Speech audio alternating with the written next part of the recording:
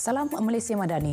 Kerjasama Koperasi Komuniti Kepulauan Tuba dan Selat Berhad, Koptubas bersama agensi dan badan pelancongan berkaitan telah membuka peluang kepada golongan belia di Pulau Tuba Langkawi.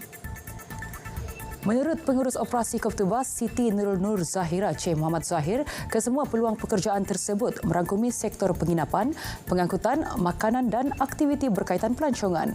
Selain menjana pendapatan, penduduk Pulau Tuba turut dapat menambah pengetahuan daripada pelancong yang datang.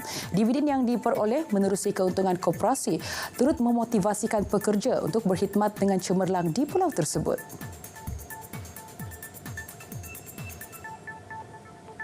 366 kes ancaman haiwan berbisa direkodkan Angkatan Pertahanan Awam APM sejak Januari di daerah Seremban. Menurut Pegawai Pertahanan Awam Daerah Seremban, Kapten Muhammad Rizwan Muhammad Buniran, pihaknya menerima purata 10 panggilan kecemasan sehari membabitkan ancaman haiwan. Ia membabitkan lokasi tumpuan seperti di Mantin, Labu dan Senawang. Trend semasa adalah melibatkan kawasan perumahan baharu selain tempat penyimpanan barang atau stor, enjin kenderaan dan saluran paip air. Beliau berkata demikian kepada pemberita di Seremban.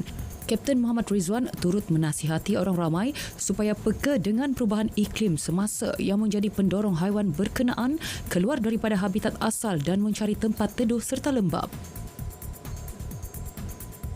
350 penduduk setempat menyertai santai riada untuk Kangar siri kedua peringkat Edun di Indra Kayangan di Perlis. Ia sebagai usaha membantu membudayakan gaya hidup sihat dan bersukan dalam kalangan komuniti.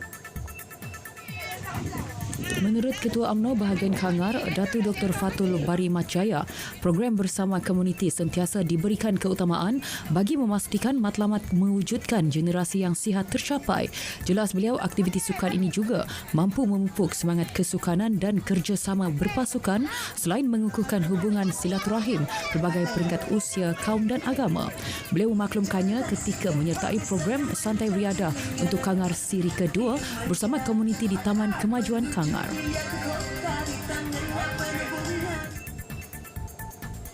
Sukan. Tonggak Baharu Terengganu FC TFC Safawi Rashid berazam untuk menghadiahkan 1 piala buat skuad penyu musim ini. Jelas Safawi kepulangannya ke Terengganu ini secara pinjaman oleh pasukan Johor Darul Ta'zim diharap dapat membantu skuad penyu menjulang kejuaraan dalam saingan musim ini, terutama selepas beberapa kali terkandas di peringkat separuh akhir Piala FA dan Piala Malaysia. Selain Safawi, JDT turut meminjamkan seorang lagi pemain sayap kelahiran Kedah, Akhyar Rashid kepada TFC.